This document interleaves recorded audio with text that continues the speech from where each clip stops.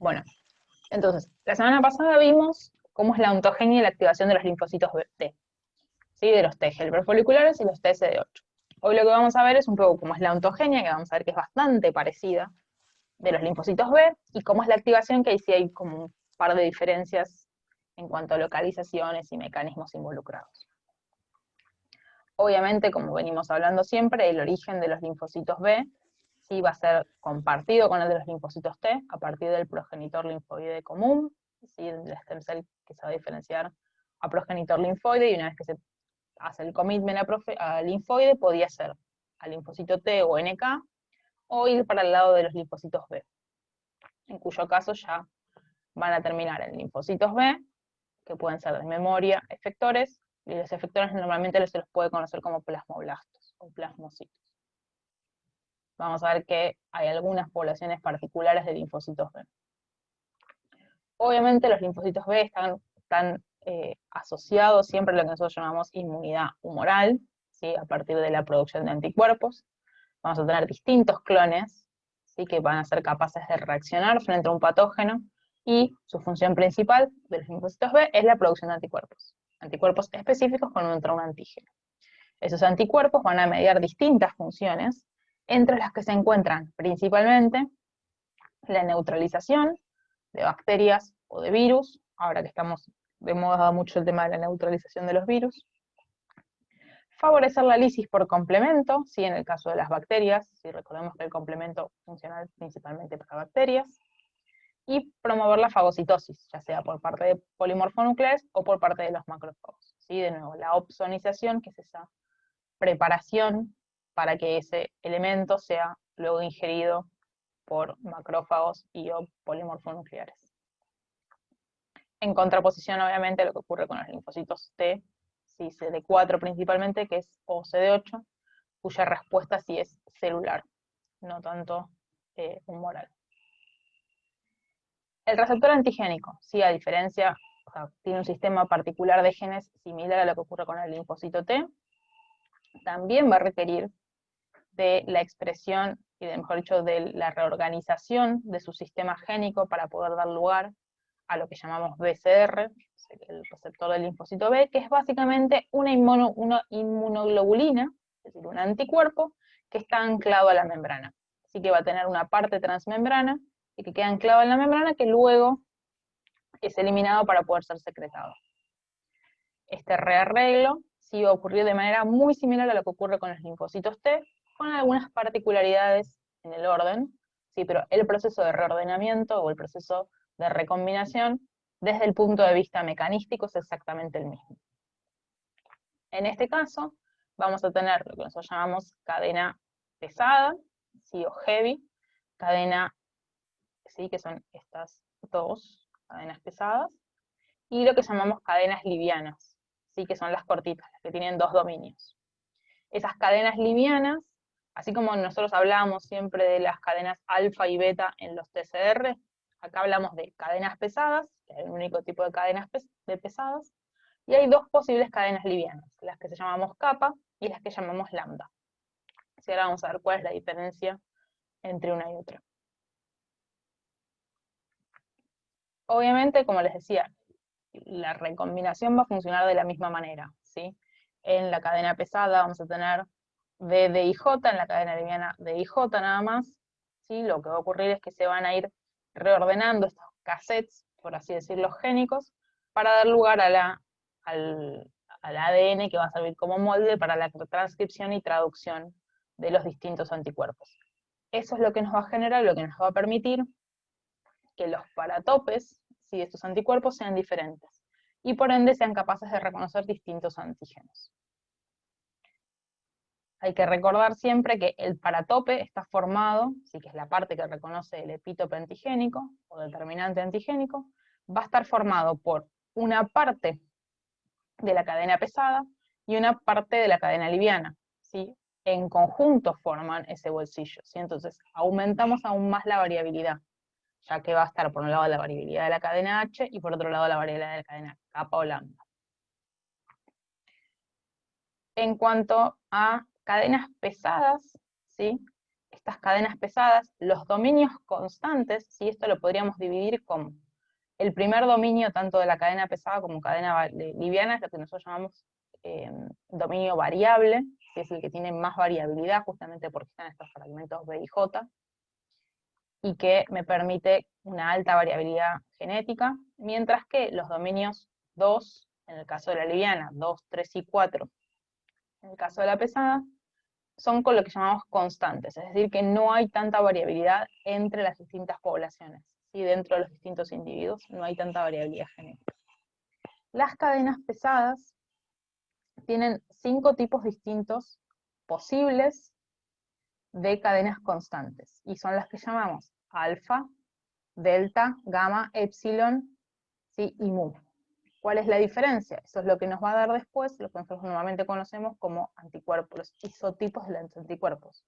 Si tiene la cadena constante alfa va a ser un IgA, si tiene la delta va a ser IgD, si tiene gamma IgG, epsilon IgE y mu IgM. ¿Sí? De ahí viene el nombre. Y por el otro lado, de las cadenas livianas, tenemos la posibilidad de que sea kappa o lambda. ¿Sí? Eso lo que ocurre es que los genes involucrados son diferentes. Un locus es el locus lambda y otro es el locus kappa. Siempre se expresa o las dos cadenas livianas kappa o las dos cadenas livianas lambda, nunca una y una. ¿Sí? A diferencia de lo que ocurre con los linfocitos T, en los cuales una vez que se generó durante la ontogenia la recombinación, ese TCR queda de manera estática a lo largo de toda la vida del linfocito, en los linfocitos B, esos anticuerpos de membrana o esos BCRs pueden ser modificados, ¿sí? Por un lado, vamos a tener obviamente durante la ontogenia la recombinación somática que da origen a ese BCR oficialmente, y una vez que eso ocurre y el linfocito madura, tenemos 3 momentos en los cuales pueden verse modificados el BCR, que están acá exactamente en orden distinto.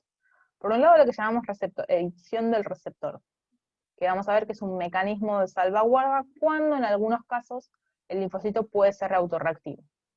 Es decir, como que se activa una segunda ronda de recombinación para tratar de salvar esa autorreactividad. Si eso ocurre y ya el linfocito se vuelve maduro y naif y sale a periferia, cuando ese linfocito es activado, va a pasar otros 2 cambios en los cuales ocurre sobre su BCR. Por un lado, lo que llamamos hipermutación somática, vamos a ver después cómo ocurre, que básicamente son mutaciones puntuales sobre el sitio de reconocimiento de ese BCR, y por otro lado lo que llamamos siempre switch o cambio de isotipo, es decir, pasar de tener una cadena constante a otro tipo de cadena constante, y eso es lo que nos permite pasar a ser de IgM a IgG, o a IgA, o a IgE. ¿Sí? Estos ocurren siempre post activación del linfocito, por ende, si yo agarro un linfocito recién salido de médula ósea, o mejor dicho, recién salido de vaso, que ya está maduro, y lo agarro como plasmoblasto, hay diferencias entre esos BCRs, ¿sí? Por estos motivos. ¿En qué es lo que diferencia, obviamente, la estructura de estos anticuerpos? Primero y principal, si es kappa o lambda. No cambia la estructura, cambia algunas particularidades de ese anticuerpo. Pero lo más importante es que el isotipo que determina, o sea, el tipo de isotipo o el tipo de cadena pesada que tenga ese anticuerpo, justamente le va a conferir ciertas funciones biológicas. ¿Sí? No es lo mismo un anticuerpo IgM que IgG, IgA o IgE. ¿Sí? Las funciones biológicas, así como la parte variable está asociada al reconocimiento antigénico y a contra qué es capaz de, o mejor dicho, con qué es capaz de interaccionar, la cadena pesada está asociada a la funcionalidad biológica de sus anticuerpos. ¿Sí? Las IgM van a tener la capacidad de formar pentámeros, ¿sí? Dando lugar básicamente a 5 anticuerpos unidos entre sí, dando una red pentamérica de hasta 10 paratopes unidos.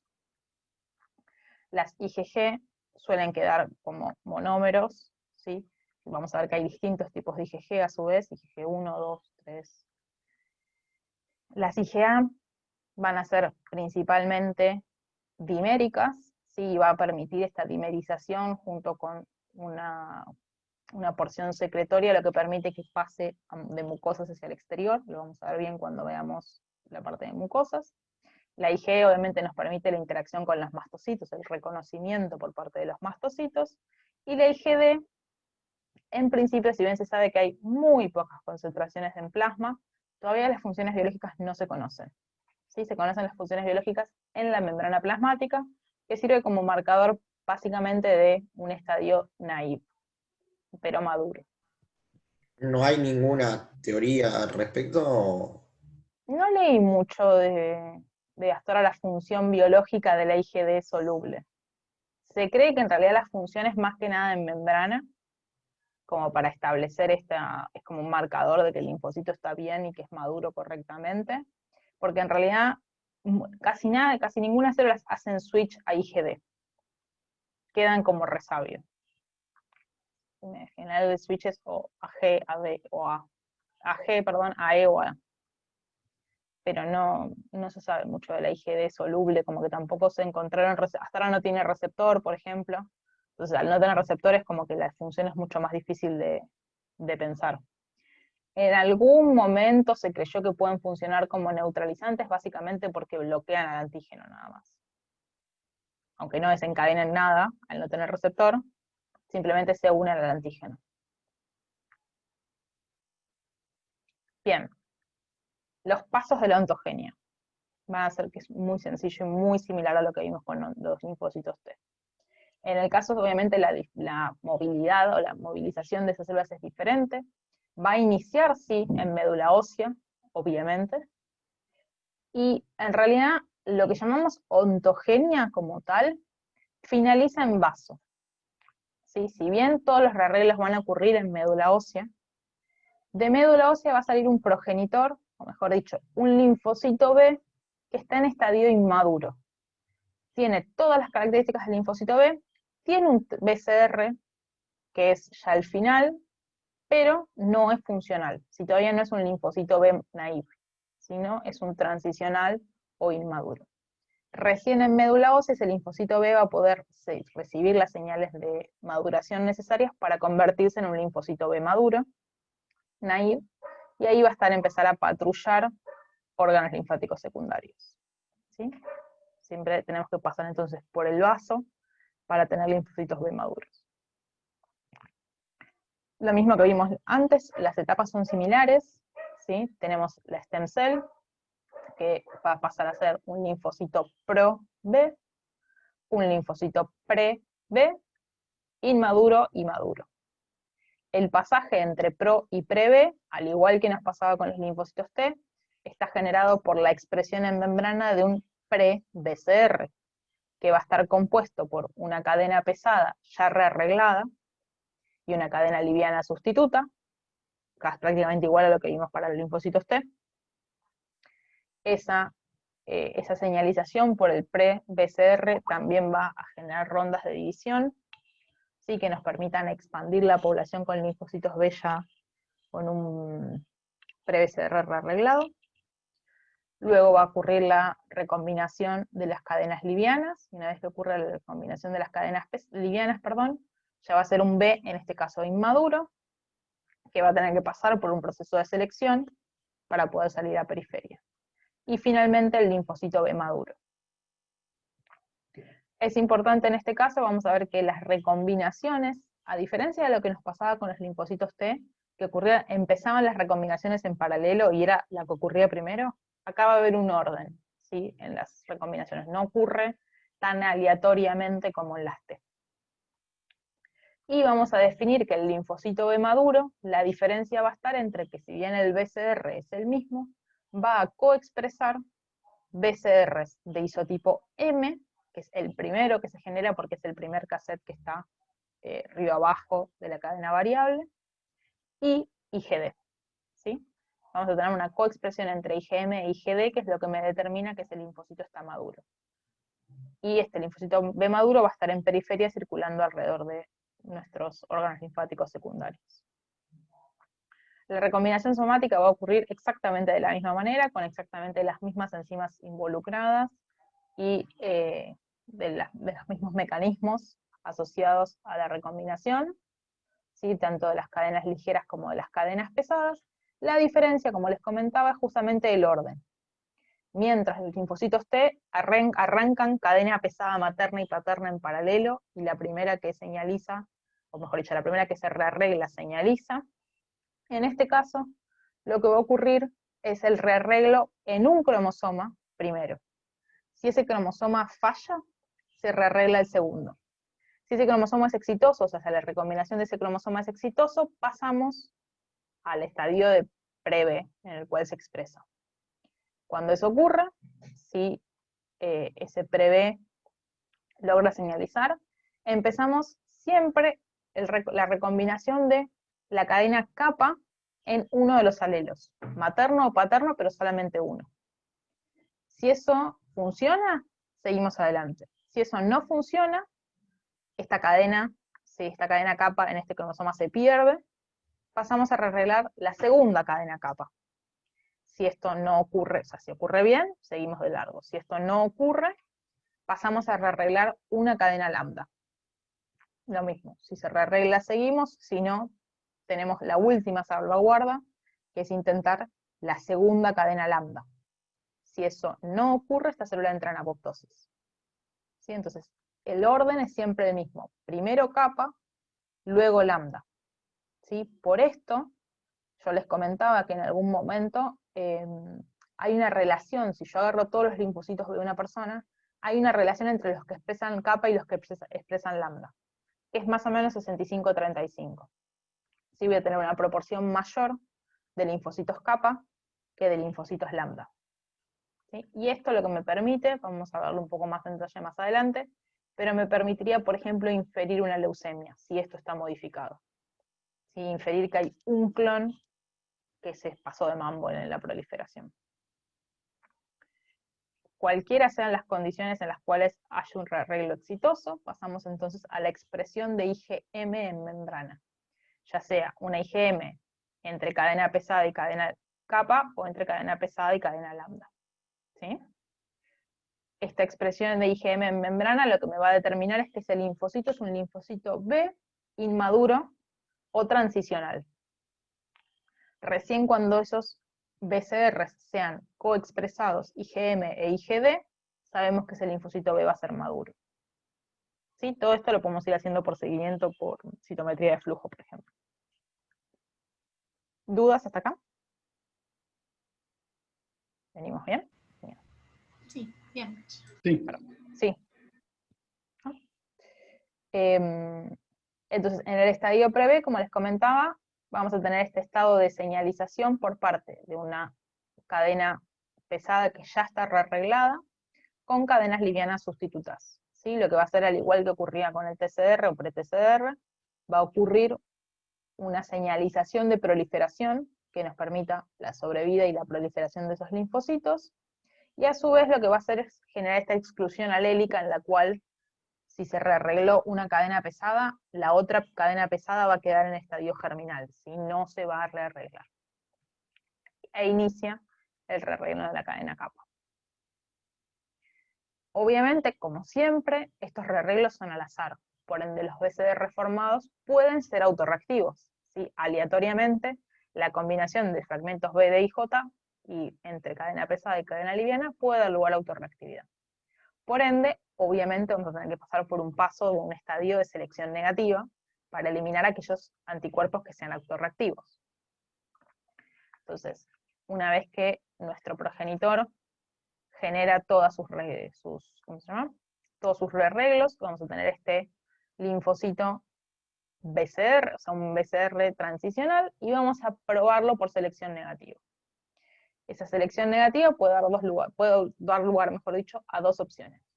Que no sea autorreactivo, sale a periferia como inmaduro, ¿sí? Para ir a vaso y madurar, o que sí sea reactivo.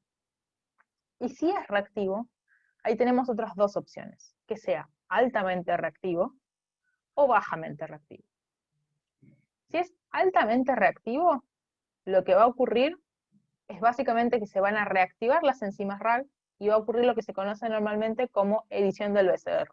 ¿Sí? Va a tratar de darle una segunda señal a esos linfocitos o una segunda oportunidad de rearreglar sus BCR para dejar de ser autorreactivo. Si eso ya no funciona, si le dieron esa señal y no funciona, listo, muere. Ese linfocito entra en apoptosis.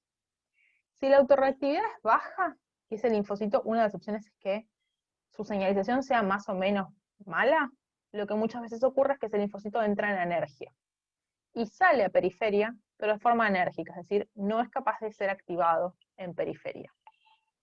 ¿Sí? Una vez que... Una pregunta, profe. ¿sí? Eso Sí. que nunca me quedó claro, cuando el linfocito entra en apoptosis, ¿siempre es por vía intrínseca o puede ser responsabilidad de otra célula que entre en apoptosis?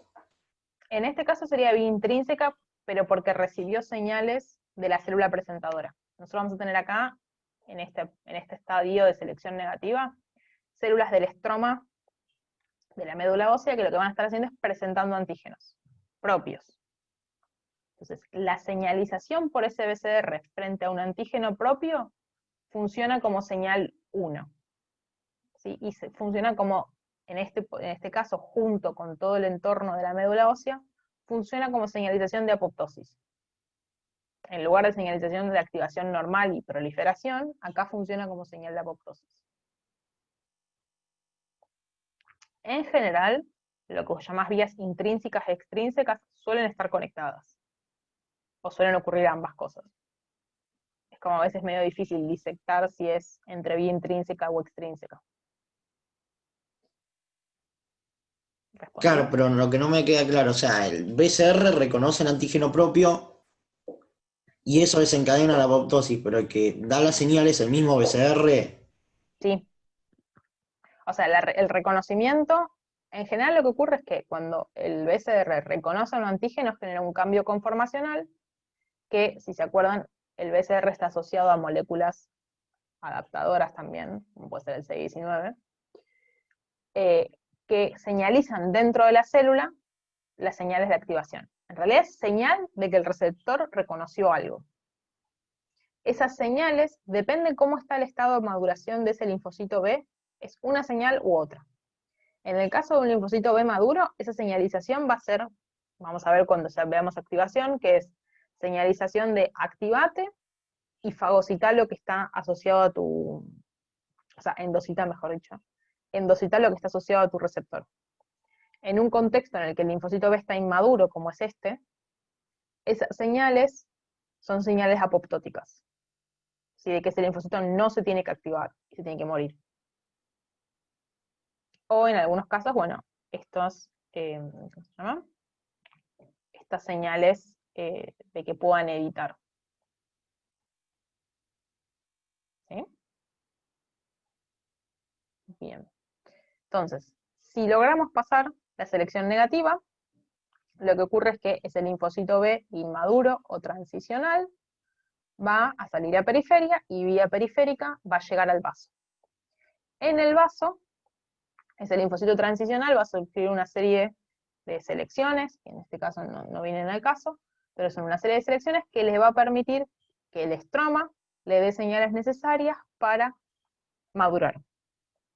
Y acá tiene la primera decisión en cuanto a linaje.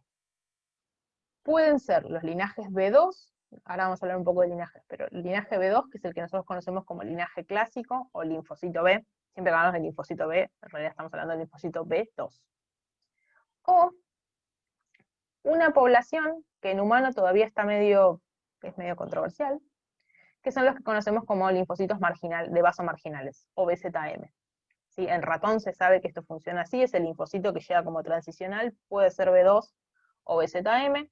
En humano se cree que funciona más o menos similar, el tema es que los humanos en realidad no tenemos zona marginal del vaso. ¿Sí? Entonces es un poco más controvertido. En el caso de ser de la zona marginal del vaso, van a empezar a expresar CD21 y CR2. En el caso de ser un B2, ¿sí? Acá va a ocurrir lo que llamamos la coexpresión entre IgM y IgD. Esta coexpresión entre IgM y IgD, a diferencia de lo que ocurre con el switch de isotipo, ocurre por splicing alternativo. ¿Sí? Por eso podemos tener la coexpresión. Cuando ocurre el switch, se corta y se empalma el ADN, entonces se pierde la información. En este caso, si se acuerdan de lo que es el splicing alternativo, nosotros vamos a tener un transcripto primario que, dependiendo de qué sitio de corte poliadenilación y qué sitio de splicing se utiliza, va a dar lugar a un mRNA o un mensajero de cadena mu o a un mensajero de cadena delta, ¿sí? Es decir, un IgM o un IgD. Ambos, obviamente, tienen la misma región variable, por ende el paratope de ese anticuerpo no cambia. Lo único que cambia es la región constante. Una vez ahora sí que se expresa y se coexpresa IgM e IgD, podemos decir que ese linfocito está maduro. Sale de vaso y va a circulación. ¿Bien? Acá les dejo como en comparación los estadios pre-T, o sea, pro, pre, inmaduro y maduro en B y en T. ¿Sí? Y más o menos cuáles son las características principales que tienen. ¿Dudas hasta acá? Bien. Yo no. ¿No? Activación. ¿Sí? Una vez que salen, ahora, una vez que ya los tengo en circulación, lo que quiero es activarlos, obviamente. En este caso, recordemos que los linfocitos T son los únicos que tienen capacidad de recirculación, ¿sí? Es decir, van a estar circulando a través de los distintos órganos linfáticos secundarios, pasando por sangre y pasando por linfa, dependiendo si es para ingreso o para ingreso. Obviamente, siempre pueden ingresar a órganos linfáticos secundarios por la expresión de CCR7, ¿sí? Y L-selectina. Y la diferencia, obviamente, cuando llegan a órganos linfáticos es su localización. Así como los T se ubican en la zona T, los B se ubican en la zona B, obvio. Si nos acordamos de cómo es un ganglio linfático, ¿sí? Teníamos lo que llamábamos zona T, las vénulas de endotelio alto, ¿sí? Por donde atraviesan. Las zonas T teníamos los linfocitos T y las células dendríticas, y vamos a tener lo que llamamos folículos primarios, o zona B, en donde van a estar ubicados, obviamente, los linfocitos B. ¿Sí? Como veníamos hablando antes, obviamente la estructura del órgano linfático secundario está favoreciendo la funcionalidad, y vamos a ver que, si bien el órgano linfático secundario lo primero que secreta es CCL21 y CCL19, justamente estas regiones, que nosotros llamamos regiones B o folículos primarios, además de secretar eso, secretan CXL13, así que es la citoquina propia del área folicular. El receptor de esta citoquina propia es el receptor CXR5, ¿sí? Y el juego de balances entre la presencia de CCR7 y CXR5 va a indicar si me voy a ubicar en la zona T o en la zona B. ¿Sí? Ahora vamos a ver que eso es importante porque durante el proceso de activación hay movilizaciones dentro del mismo ganglio. ¿Sí? El linfocito B no está estático, va a estar entrando y saliendo de los folículos. Justamente porque va a estar interaccionando con distintas células a lo largo de su estado de activación. Lo mismo que nos pasaba con los B, siempre voy a necesitar para la activación de los linfocitos, perdón, que nos pasaba con los T, para los linfocitos B también necesito dos señales de activación. ¿Sí? La primera señal y la segunda señal. A su vez, acá, sí, necesito la primera y la segunda señal. La primera señal va a estar dada por el antígeno, ¿sí? Por el reconocimiento del antígeno por parte del BCR. Y la segunda señal de activación, así como necesitamos las moléculas coestimulatorias de una dendrítica para las T, en este caso voy a necesitar la interacción con un linfocito T. ¿Qué tipo de linfocitos T? Un T helper folicular, que son los encargados de interaccionar con los linfocitos B. ¿Sí? A grandes rasgos, entonces, la activación de un linfocito B, lo que va a permitir es que haya interacción con este linfocito T folicular helper, lo que implica que ambos reconocieron el mismo antígeno. No necesariamente el mismo epítope antigénico. De hecho, no va a ocurrir que sea el mismo epítope antigénico, pero sí el mismo antígeno. ¿A qué nos referimos? A la misma macromolécula, ¿sí? Tanto el linfocito T helper folicular como el linfocito B tienen que haber reconocido la misma macromolécula para que pueda ocurrir esta interacción. Esta interacción va a tener dos consecuencias. Por un lado, lo que nosotros vamos a llamar la proliferación extrafolicular, es decir, a partir de esto se va a generar la primera proliferación celular, ¿sí? La primera expansión clonal. Algunas células de eso lo que va a ocurrir es que van a ser células plasmáticas de vida media corta. Van a ir rápidamente a producir anticuerpos, ¿sí? Que es lo que nosotros llamamos la primera oleada de anticuerpos. Y otras van a entrar a lo que llamamos centro germinal. ¿Sí? Ahora vamos a ir viendo qué es lo que pasa en cada etapa. Ahora viene la parte que igual creo que esto ya lo deben haber visto, que son los movimientos dentro del ganglio. A grandes rasgos, ¿se entendió lo que pasa?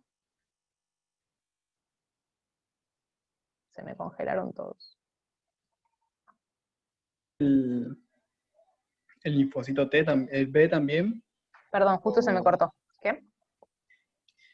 que para que haya esa, o sea, para que haya esa activación con el linfocito T, el B también tiene que haber reconocido. Claro. Ahora vamos a ver, Ok. esta interacción está dada porque el linfocito B va a funcionar como célula presentadora para el linfocito T. ¿Sí? ¿Se acuerdan que los linfocitos B expresan clase 2? Entonces, el linfocito B lo que va a ocurrir es que va a reconocer su antígeno, lo va a endocitar, procesar y presentar. ¿A quién se lo va a presentar? A un linfocito T helper folicular. En paralelo, para que esto ocurra, obviamente, tuvo que haber una célula dendrítica que reconociera el antígeno, que interaccionara con el T helper, o sea, con un TCD4, y lo hiciera derivar a T helper folicular. Ese T helper folicular va a reconocer el antígeno presentado por un linfocito B. Y de acá entonces O tenemos... sea, el B presenta el mismo péptido que le presentó la dendrítica. Sí. Sí, el mismo péptido. Que no, o sea, el mismo epítope. La misma porción que presentaba la dendrítica. Que todo tiene que haber partido de la misma macromolécula. Esta interacción entonces lo que va a dar es, por un lado, una primera oleada de anticuerpos y por otro lado, la formación de centros germinales. Entonces, vamos un poco con detalles. Lo primero Ahora entonces algo que no me quedó claro, profe. sí, O sea, dentro del antígeno, o sea, tranquilamente, si se presentan péptidos dentro relativamente pequeños de lo que es el antígeno entero, o sea, no entiendo, ¿no es mucha casualidad que presenten los dos el mismo? que la dendrítica, o que el... Claro. Lo que vos O tenés que sea, pensar es, la dendrítica, este antígeno, que pongamos ya en 100 aminoácidos, lo va a cortar al azar en todas las posibilidades posibles, casi entre de más o menos 8 o 10 aminoácidos. A su vez, el linfocito B va a reconocer una porción pequeñita con su epítope, o sea, un epítope pequeñito, va a incorporar y también va a procesar al azar la misma proteína en los mismos fragmentos, más o menos. Entonces, ahí ya tenés, o sea, tenés fragmentos limitados. Por otro lado, nosotros siempre decimos que los TCRs son específicos. No son específicos al 100%. Es decir, yo puedo reconocer fragmentos de 10 aminoácidos con algún aminoácido cambiado. ¿Sí? Por ende, en realidad, si estas dos células agarran y transforman el mismo antígeno y cortan el mismo antígeno, la mezcla de péptidos antigénicos que presentan es la misma. ¿Sí? Entonces, todo esto va a estar ocurriendo a su vez en el mismo ganglio.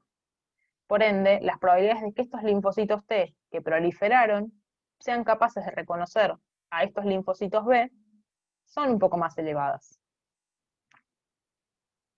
¿Sí? Porque tienen que haber ocurrido las dos cosas. A veces es difícil pensar si lo escalás a las posibles proteínas que haya de un antígeno, si es lo que te referís, de un mismo microorganismo. claro, porque o sea, lo que va a hacer la célula dendrítica es presentar en varios receptores distintos, o sea, en varias moléculas de histocompatibilidad, distintas secciones del péptido. ¿Sí? Ahora, el linfocito T solo es capaz de reconocer unas pocas similares de esas formas en las que tiene de clivar el... Sí. Pero acuérdate que cuando ocurre y lo reconoce, prolifera a grandes concentraciones. Entonces, yo aumento la población de linfocitos T que son capaces de reconocer esa proteína, o ese epítope. Y a su vez el linfocito B hace exactamente lo mismo que la dendrítica. Fagocita todo el antígeno, no fagocita solo su epítope, fagocita el antígeno completo. Y también presenta en todas sus moléculas de complejo mayor histocompatibilidad todo el repertorio de antígenos posibles. Es como que funciona básicamente como si se volviese a encontrar con otra dendrítica, que presenta el mismo antígeno. ¿Ahí te convencí un poco más o no? Sí, sí, digamos que si las dos presentan todas las combinaciones en algún momento, o sea, Parece no muy tiene... poco eficiente, pero claramente funciona. Pero sí, como que suena un poco raro. Pero básicamente está presentando todas las posibilidades de antígenos posibles. Claro, pasa que siempre lo vemos con esquemas y todo, pero claro, cuando decimos que presenta moléculas de complejo mayor, ¿cuántas presentan? Miles, Millones. miles. Miles y cada una con distintos péptidos antigénicos. No es que una dendrítica presenta un único antígeno, presenta un gran repertorio. Lo que sí ocurre es que cada TCR tiene, o sea, cada linfocito T tiene un único TCR. También miles de moléculas, pero todas iguales. Y ya con que una o dos se activen es suficiente. O sea, es muy sensible el sistema.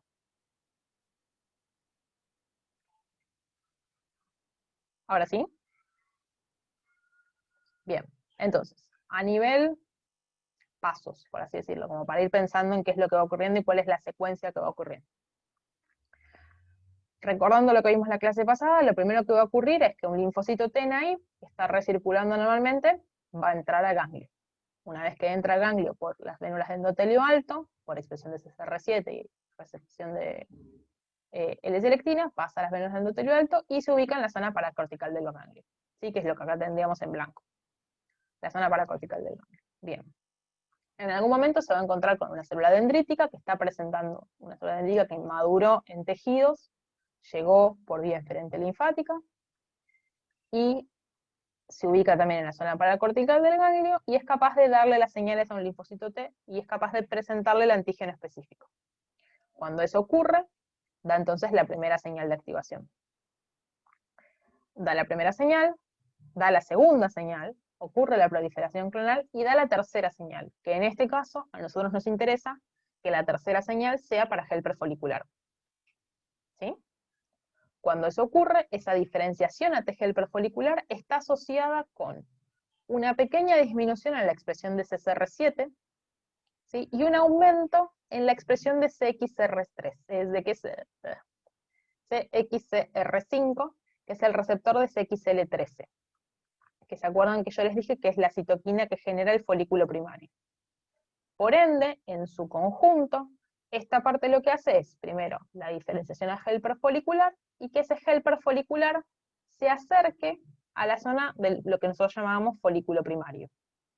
Es decir, vaya más hacia la zona donde están los linfocitos B, y se ubique en la zona que nosotros llamaríamos paracortical, ¿sí? O en la zona, en la interfase córtico-medular, o sea, perdón, en la interfase entre el folículo primario y la zona cortical. Sí, me trabé mal. No me cargues. Me están haciendo bullying acá. ¿Bien? ¿Hasta acá bien? Me trabé más yo que ustedes, me parece. En paralelo, ¿sí? Esto es la vía de los T. En paralelo, tiene que ocurrir la activación de los B. Vamos a tener a los linfocitos B ahí, que van a ingresar también por vénulas de endotelio alto, y como vienen expresando altas cantidades de CXR5, van a ir directo a folículo primario.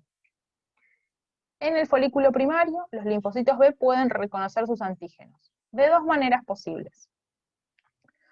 Hay muchas veces que los antígenos, si son particulados o solubles, pueden llegar directamente por linfa hacia el ganglio, ¿sí? Llegar como antígenos solubles, que son reconocidos simplemente, Y si son antígenos muy grandes, lo que ocurre es que en la zona del folículo primario, mejor dicho, en la zona que es aledañas a los folículos primarios, hay macrófagos encargados de ingresar antígenos, ¿sí? En cualquiera de estos dos casos, el antígeno es reconocido por el BCR del linfocito B y ocurre como primera señal de activación. Esa primera señal de activación lo que va a hacer es inducir la endocitosis de ese antígeno, el procesamiento y la presentación de ese antígeno en moléculas de clase 2. Cuando eso ocurre, ese linfocito B que recibió la primera señal de activación va a ocurrir al revés, va a empezar a cambiar también su patrón de expresión de receptores. Disminuye un poco la expresión de CXR5 y empieza a aumentar la expresión de CCR7. Por ende, también se acerca al área del medio, ¿sí? A la zona entre el área paracortical y el folículo primario. En esa zona, ¿sí? En esa región intermedia, lo que va a ocurrir es la interacción entre el linfocito T helper folicular y el linfocito B. Entonces, en el borde del folículo primario, el linfocito B lo que va a hacer es presentar el antígeno en el contexto de complejo mayor histocompatibilidad de tipo 2, que va a ser reconocido por el T helper folicular. Ese reconocimiento va a funcionar como inductor del linfocito T inicialmente.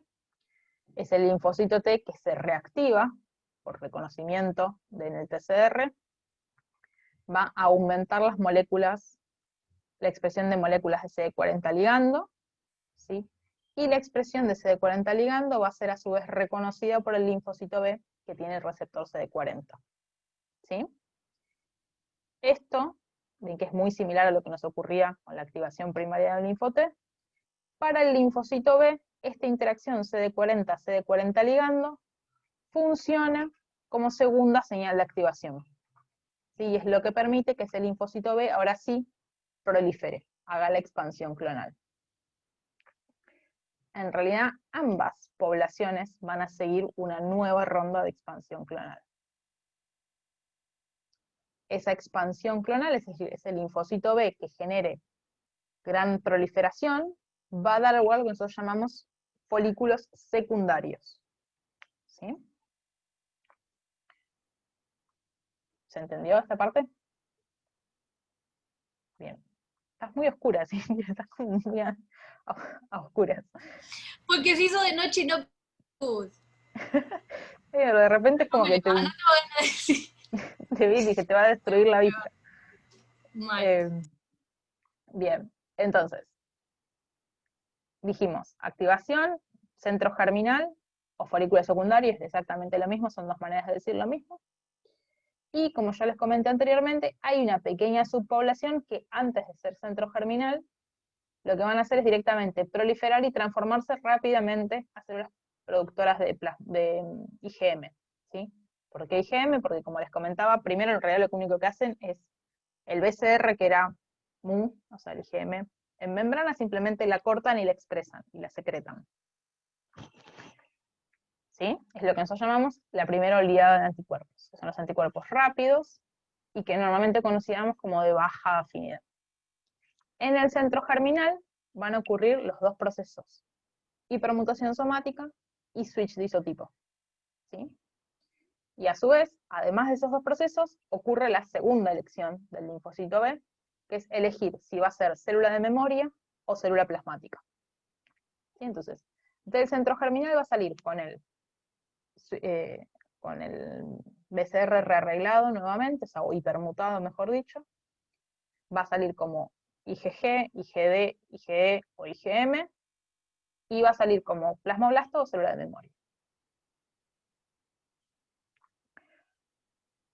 Entonces, ¿cómo ocurre esta formación del centro germinal o del folículo secundario? Simplemente porque los dos linfocitos, el linfocito B, perdón, que se activó por el linfocito T folicular helper, vuelve a ingresar al folículo primario y empieza a proliferar.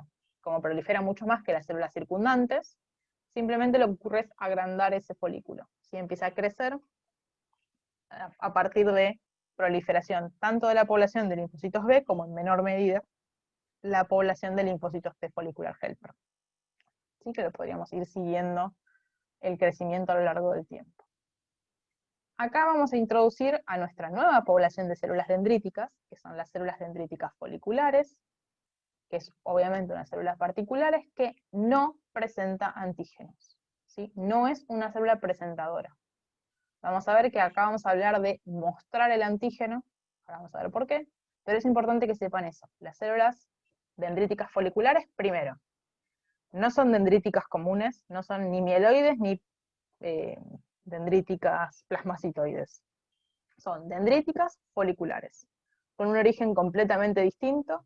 Para variar, lo único que comparten es que tienen dendritas, ¿sí? Pero son dendríticas foliculares que no presentan antígenos. ¿Bien? Entonces, en el centro germinal lo que yo les comentaba es que va a ocurrir la expansión clonal, es decir, la proliferación de los clones activados, la hipermutación somática, ¿sí?, de los BCRs en la región variable, el switch o cambio de isotipo, y la inducción de células de memoria a células plasmáticas o células de memoria. ¿Sí? En todo esto va a estar metida, entre otras cosas, la folicular dendrítica. ¿Sí? La dendrítica folicular. ¿En qué consiste la hipermutación somática? Básicamente en la activación de una enzima que se llama AID, que lo que va a hacer es generar mutaciones puntuales en las regiones variables de los anticuerpos. ¿Sí? Si yo tengo la cadena pesada y la cadena liviana, ¿se acuerdan que las podíamos dividir en una región variable, que es el primer dominio, y las regiones constantes, que en el caso de la cadena pesada son 4, en el caso de la liviana es una solita? Entonces, las mutaciones van a ocurrir obviamente en las regiones variables, que son las que generan el paratope. A su vez, en realidad no ocurren en cualquier región al azar, sino que ocurren en lo que nosotros llamamos regiones hipervariables o centros de determinación, que son los que se conocen como CDR1, CDR2 y CDR3. ¿Sí? En estas regiones lo que van a ocurrir son mutaciones puntuales obviamente al azar. ¿Sí?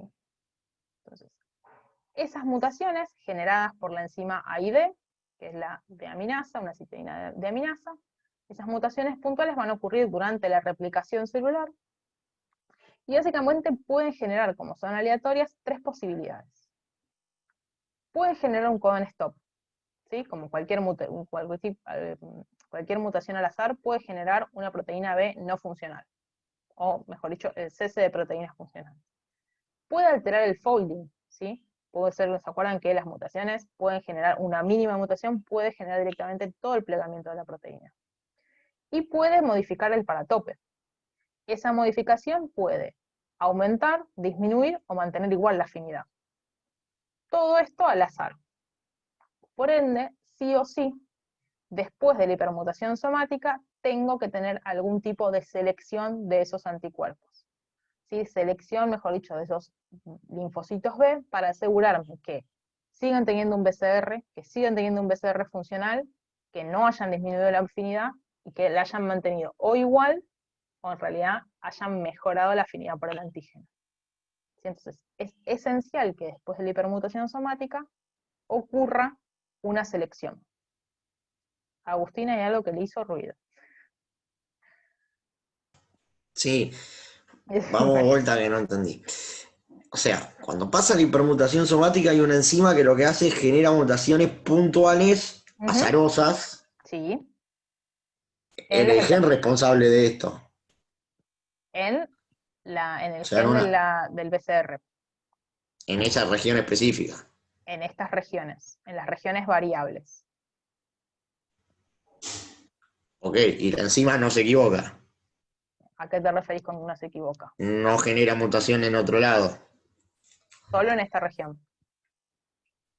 Incluso en esta región te puede pasar eso. Te puede pasar que una mutación acá me destruya toda la proteína, me desfoldee toda la proteína, o me modifique la afinidad de la proteína, o sea, la afinidad del BCR por mi antígeno.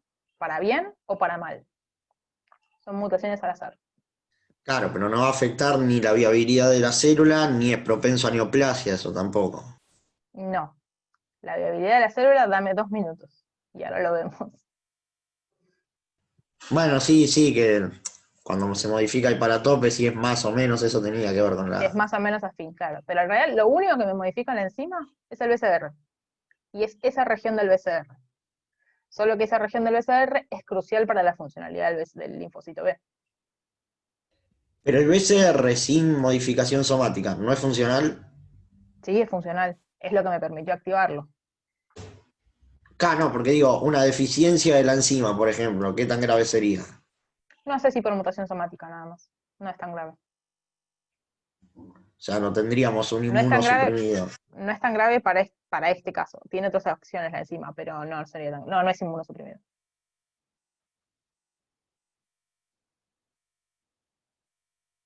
O sea, no sería tan grave. O sea, podría sobrevivir tranquilamente.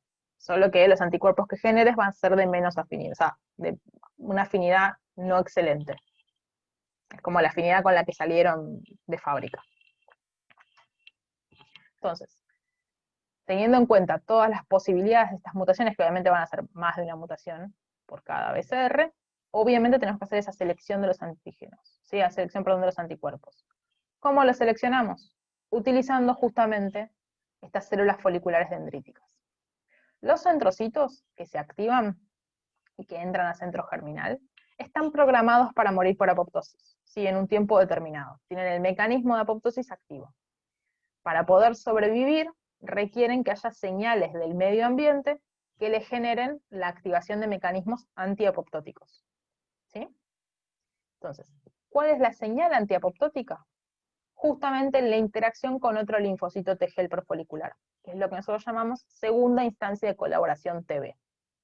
Para que eso ocurra, el linfocito B, en el centro germinal, que ya hizo hipermutación somática, lo que tiene que hacer es volver a poder reconocer el antígeno y endocitarlo. En el centro germinal no hay antígenos sueltos, ¿sí? No entran los antígenos al centro germinal. Lo que ocurre es que la célula folicular dendrítica tiene en su superficie y en sus dendríticas distintos receptores que inmovilizan antígenos. ¿Sí? Lo inmovilizan, no lo presentan, simplemente lo sostienen o lo muestran. ¿Sí? Entonces, este antígeno inmovilizado, lo que tiene que hacer, en general, es un antígeno inmovilizado porque, ¿se acuerdan de la primera oleada de anticuerpos? Algunos de esos anticuerpos, lo que ocurrió es que quedan pegados al antígeno y la célula folicular dendrítica lo que tiene es receptores para esos anticuerpos. Entonces, básicamente lo que va a hacer es tener en su membrana un anticuerpo viejo, del mismo, o sea, del BCR, ¿sí? Un anticuerpo viejo con el antígeno, mostrándolo en su superficie. El nuevo linfocito B, como he dicho, el linfocito B con su nuevo BCR, ya mutado, lo que tiene que hacer es pelearse con esa célula dendrítica folicular por el antígeno. Si los dos anticuerpos reconocen el antígeno con la misma afinidad, quedan ahí y no pasa nada. Si lo reconoce con menos afinidad que antes, no es capaz de tomarlo y procesarlo. Pero si mejoró la afinidad de los antígenos o de su BCR, lo que va a hacer es arrancarle el antígeno a la célula folicular dendrítica. ¿Sí? Lo arranca, lo endocita, lo procesa y lo presenta por clase 2, de la misma manera que ocurría inicialmente. Cuando lo presenta por clase 2, puede interaccionar con el linfocito T helper folicular, de la misma manera que vimos antes. Esta interacción con el folicular helper, lo que va a generar son las señales de sobrevida de ese centrocito. ¿Sí? Ese centrocito entonces ahora está chequeado que sigue teniendo un BCR, que su BCR es funcional, que sigue reconociendo el antígeno y que de hecho aumentó su afinidad por el antígeno. Ese linfocito chequeado ahora va a sufrir un switch de isotipo. Va a dejar de presentar un BCR IgM y va a cambiar alguno de los otros isotipos. ¿Bien? Entonces se encadena la hipermutación somática, se selecciona nuevamente que hayan aumentado su afinidad y esos linfocitos que aumentaron su afinidad pueden pasar a switch de isotipo. Aquellos que no lo puedan hacer van a entrar en apoptosis, porque están programados para entrar en apoptosis. ¿Sí? ¿Por qué no lo pudieron hacer? porque dejó de ser un BCR funcional o porque bajó la afinidad del antígeno, por el antígeno. Entonces, no se lo pudieron arrancar a las células dendríticas foliculares. El switch isotipo también está involucrado a la enzima AID. ¿Sí? Entonces, es verdad, una falla en AID no te va a generar una inmunodeficiencia, vas a seguir teniendo anticuerpos. Lo que te genera es una patología que se llama de síndrome de hiper-IgM. Básicamente, el único isotipo que tenés es IgM. ¿Sí? Porque si bien la hipermutación somática no te afecta, mejor dicho, no poder tenerla, sí te afecta más que nada este proceso. Esa persona puede sobrevivir, no es una patología grave, pero es una condición que se llama, es una de las causas, por ejemplo, de lo que se llama hiper-IgM. Entonces, durante el switch isotipo lo que ocurre es que la enzima AID genera, junto con otras enzimas, el corte y el pegado de los distintos cassettes de las regiones constantes. Entonces, por ejemplo, lo primero que va a estar es IgM, entonces se pierde esa región de IgM y, por ejemplo, pasamos a tener IgG. ¿Sí? Pero la región de IgM se pierde. Por ende, es irreversible, no podemos volver para atrás.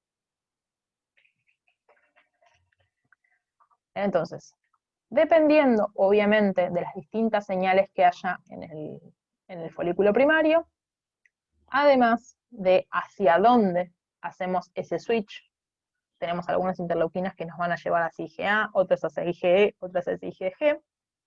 Además de eso, las señales, lo que va a ocurrir es que vamos a determinar si la célula va a ser una célula plasmática, es decir, productora de anticuerpos, o una célula de memoria, que va a quedar con fenotipo de memoria. Ya salen del folículo primario con esa función. Simplemente acá se los dejo como todo lo que vimos en un cuadrito para que cuando repasen lo chusmen, cualquier cosa me preguntan. La diferenciación entonces justamente hacia del centrocito, perdón, que es como llamamos a las células que están en el folículo secundario, perdón, en el centro germinal, hacia centroblasto, o hacia célula plasmoblástica, o plasmoblasto, o célula plasmática. Depende, obviamente, de la expresión de distintos factores de transcripción, básica, y la expresión de distintos factores distintos receptores de citoquinas, entre los que se encuentran CXR4, en el caso de los plasmoblastos, que es lo que les va a permitir que los plasmoblastos tienen que volver a médula ósea, ¿sí? Los plasmoblastos que salen de órganos linfáticos secundarios, o de vaso, o de donde sea, tienen que ir a médula ósea para poder secretar los anticuerpos, ¿sí? Y esto es lo que, una vez que llegan a médula ósea, se pueden transformar en células de vida media corta o de vida media larga, dependiendo del nicho en el cual se encuentren. ¿Sí? Las células de memoria, vamos a ver que los linfocitos B de memoria van a estar en circulación. ¿Hasta acá? ¿Cómo fue? Bien, bien. ¿Bien? Bueno, ¿están cansados? ¿Quieren hacer intervalo?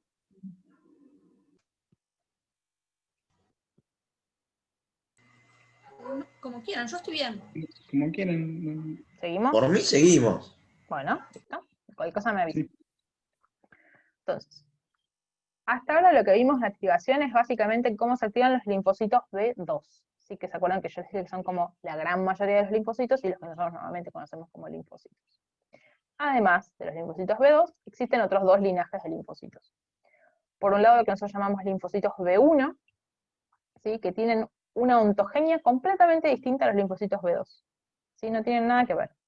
Se generan principalmente en la médula ósea o en el hígado fetal, ¿sí? Durante la ontogenia del individuo, ¿sí? Durante el estadio fetal.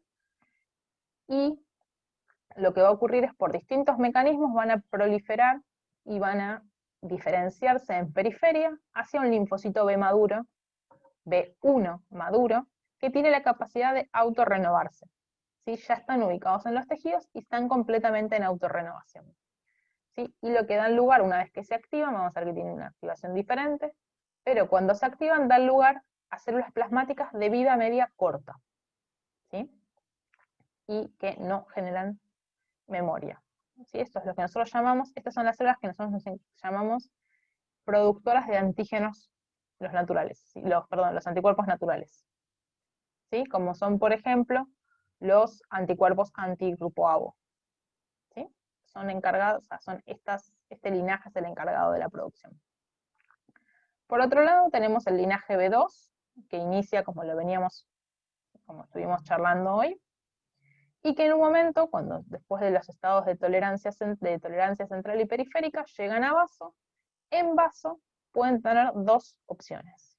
O siguen el camino de B2, ¿sí? Hacia un B maduro que interacciona con un T cuando se activa, que da lugar al centro germinal, y en el centro germinal, o sea, mejor dicho, que se activa y da lugar a los plasmoblastos de vida media corta, que se llaman de respuesta extrafolicular, o entran a centro germinal para dar lugar a plasmoblastos o células de memoria, tal cual vimos recién, o toman la alternativa, la vía alternativa, que la vía alternativa es ser un linfocito de de zona marginal del vaso, o BZM, que en este caso simplemente va a dar lugar a una célula plasmática, ¿sí? Que tampoco genera memoria.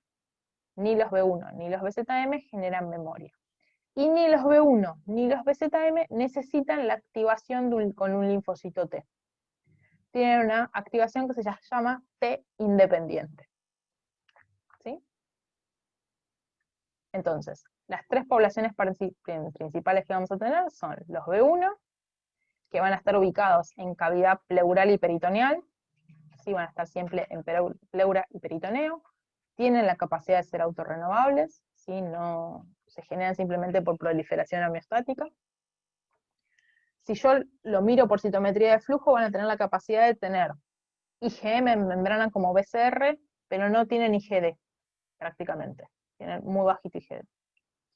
Y van a ser los generados, los que mejor dicho son los que generan los anticuerpos naturales, y tienen la capacidad de activarse sin la colaboración con un linfocito T helper folicular. ¿Sí? Para estos linfocitos, la señal 1 de activación es suficiente para la activación y proliferación. ¿Sí? Pero lo único que generan son plasmoblastos de vida media corta. Los B2 son el 95% de los linfocitos y son los que vimos y los considerados convencionales, los que todos tenemos en la cabeza y los que básicamente estudiamos. Y por otro lado tenemos los que llamamos linfocitos BZM, que obviamente en realidad, como les decía, surge de una población identificada inicialmente en ratón. En humanos también se ubicó. Se los considera los linfocitos que son CD27 positivos. Es como bastante complicado encontrar los marcadores entre las poblaciones. Y al igual que los B1, no van a necesitar la activación, o mejor dicho, la colaboración con un linfocito T. Estos B1, entonces, lo que hacen simplemente es, del progenitor de médula ósea o hígado fetal, van a transformarse en un B maduro. Este B maduro simplemente va a ser productor de anticuerpos. Se van a activar frente a lo que nosotros llamamos antígenos T independientes de tipo 2. Estos antígenos tienen la particularidad de tener epítopes muy repetitivos, ¿sí? Por ende, al tener tanta densidad de antígenos, generan mucho entrecruzamiento de los BCR. ¿Sí? Es decir, activan a los BCR en gran cantidad, ¿sí? A la vez. Este entrecruzamiento masivo, por así llamarlo, del BCR, permite que los linfocitos B se activen, aún en ausencia de la colaboración con los linfocitos T. ¿Sí? Como no hacen centro germinal, básicamente porque no hay colaboración con los linfocitos T y se activan en otro lugar, como no hacen centro germinal, no pueden hacer hipermutación somática, prácticamente no hacen switch de isotipo, la gran mayoría produce IgM. ¿Sí? Y justamente por eso son polirreactivos y de baja afinidad en comparación, porque no hacen centro germinal. ¿Sí? Ese es el ejemplo de los típicos anticuerpos naturales. Por otro lado, los BZM, lo que tienen la capacidad es de, también son antígenos T independientes, lo que van a hacer es producir IgM muy rápidamente, ¿sí? Porque se evita todo el pasaje por el centro germinal. Así que obviamente todo ese proceso se imaginarán que lleva bastante tiempo, en cuanto a días. Y en este caso, es esencial la activación del complemento. ¿Sí? Lo que hace es que estas células tienen receptores para complemento, y la activación de esos receptores lo que hacen es bajar el umbral de activación. Por ende, de nuevo pueden activarse solamente reconociendo al antígeno sin la necesidad de la colaboración. Si los comparamos, vamos a ver que comparten como características un repertorio de BCR restringido si no expresan la misma, todas las combinaciones posibles de los fragmentos BDJ. Si tienen un BCR un poco más restringido, son antígenos, son células T independientes, es decir, no requieren de colaboración. Justamente asociado a esto tienen una respuesta muy rápida y una producción de anticuerpos polirreactivos de baja afinidad. La localización es distinta, los B1 van a estar en cavidad pleural y peritoneal, mientras que los BZM van a estar en vaso. Y los isotipos, acá hay como un poco de controversia entre los isotipos que puedan producir, pero básicamente son IgM y a lo sumo IgG, en algunos casos, pero principalmente IgM, ¿sí? Por la imposibilidad o la dificultad de hacer switch de isotipo al no hacer centro germinal. Sí, son relevantes contra bacterias capsuladas, porque la mayoría de estos antígenos T independientes son hidratos de carbono, y en la determinación de grupos sanguíneos, justamente porque la mayoría de estos antígenos son hidratos de carbono. Y los B2, obviamente, son los que venimos charlando siempre, o los que se consideran linfocitos B. Si lo tenemos en cuenta, entonces, estas tres poblaciones, podemos entender un poco mejor las típicas cinéticas de las respuestas, justamente porque difieren en el tiempo. Nosotros normalmente, ¿qué consideramos? Siempre que tenemos el ingreso de un antígeno, vamos a tener si lo notamos haciendo seguimiento en plasma, si haciendo cuantificaciones de anticuerpos en plasma, podemos ver que vamos a tener una primera oleada de IgM, que es el primer anticuerpo generado, que decae con el tiempo, y corrido en el tiempo, más o menos entre 7 y 10 días, corrido en el tiempo vamos a empezar a ver un aumento de la IgG, ¿sí? Que es el principal anticuerpo en suero. ¿Bien? Esto lo podemos pensar por el lado de la cinética, de las distintas poblaciones. Frente a la entrada de un antígeno o de un patógeno, las células B1, si entra por sangre, por pleura, y o por pleura o por peritoneo, mejor dicho, por vías mucosas, básicamente. Las células B1 que se encuentran en pleura y peritoneo van a ser las primeras encargadas de censar esa infección y el reconocimiento de esos antígenos. En el mismo sitio, en la misma pleura o en el mismo peritoneo, esas células que estaban en estado homeostático van a ser grandes, o sea, van a hacer la activación hacia células plasmáticas con la producción de IgM, principalmente. ¿Sí? Entonces, van a empezar a aportar a este piquito naranja. ¿Sí? Esto tarda más o menos, ocurre entre la primera y la segunda semana, desde el inicio desde el ingreso del patógeno. A su vez, si esos antígenos llegan al vaso, ¿sí? En el vaso se pueden activar las células BZM, que las BZM son las primeras que se van a activar y rápidamente van a generar la oleada de IgM. Dentro de la misma semana, dentro de la primera semana de infección, de nuevo, llevando a aportar hasta este pico de IgM. Y luego van a entrar en apoptosis, tienen vida media muy corta. Y en paralelo a todo esto va a entrar a los folículos, incluso en el vaso, entonces se van a activar las B foliculares normales, las B2. Cuando eso ocurre la proliferación, tenemos el primer pico de células plasmáticas, que son las de vida media corta, que todavía no entraron, o sea, que no entraron a centro germinal, y estas de nuevo. En conjunto, estas dos poblaciones, mejor dicho, son las que van a estar en esta parte del pico. Estos linfocitos B que se activan, una subpoblación de la proliferación va a entrar a centro germinal, y de centro germinal va a ser isotipo, va a ser, ¿cómo se llama? Hipermutación somática, perdón, switch de isotipo, y van a salir o como célula de memoria o como células plasmáticas. En este caso, por ejemplo, productoras de IgG. Y son las que a lo largo del tiempo ven que empieza a hacer este piquito azul. Este piquito azul está generado por esta parte del gráfico, ¿sí? Por esta subpoblación. pero ven que obviamente las cinéticas son muy distintas, porque los pasos de activación son muy distintos. Las células B, productoras de IgG, tuvieron muchísimos pasos en el medio. Rondas de proliferación, rondas de activación, rondas de selección, ¿sí? Una serie de pasos que hacen que en el tiempo sea muy largo. ¿Sí? Genial. Esto se los dejo más que nada para que lo chusmeen después. Son los distintos isotipos y sus funciones, ¿sí? Obviamente, dependiendo de lo que yo les decía, de la cadena pesada que se exprese, los distintos isotipos van a tener distintas funciones biológicas, ¿sí?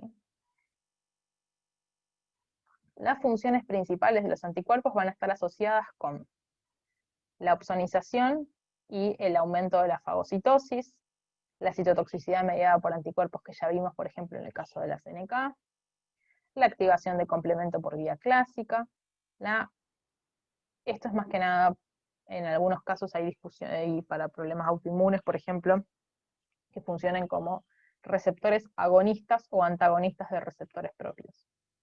La internalización en algunos casos de receptores, la neutralización viral, y en el caso de las bacterias también neutralización bacteriana y la opsonización para favorecer la fagocitosis.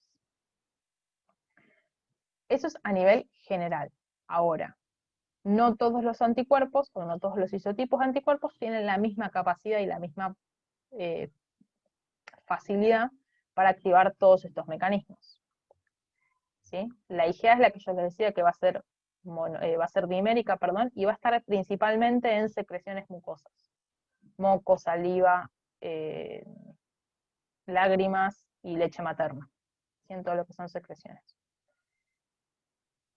La IgE va a estar asociada más que nada a mastocitos, la IgG va a estar principalmente en suero, es la que está como anticuerpo soluble, y la IgM lo que va a hacer es principalmente también estar como soluble y va a estar asociada a la activación más que nada de complemento. Si nosotros vemos las distintas inmunoglobulinas, acá olvidémonos, yo les comentaba que hay 4 tipos distintos de IgG. IgG 1, 2, 3 y 4. A su vez, como si fuese poco, los distintos IgG tienen distintas funcionalidades. Pero básicamente si miramos, podemos ver que los distintos isotipos tienen distintas funcionalidades. Por ejemplo, si analizamos la vía de activación clásica de complemento, IgG 3 e IgM son las principales anticuerpos activadores.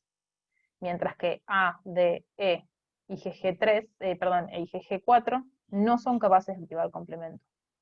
¿Sí? No tienen esa función. Lo mismo para la vía alterna, básicamente IgGA es la única capaz de activar. Si tienen que atravesar placenta, por ende, si atravesan placenta o atraviesan el intestino, permiten la inmunidad de los recién nacidos o de los fetos. Únicamente ocurre para IgG y básicamente más que nada para IgG1. Sí, así podemos ir viendo las distintas funciones que no todos los isotipos tienen la misma funcionalidad o la misma capacidad para inducir esos mecanismos.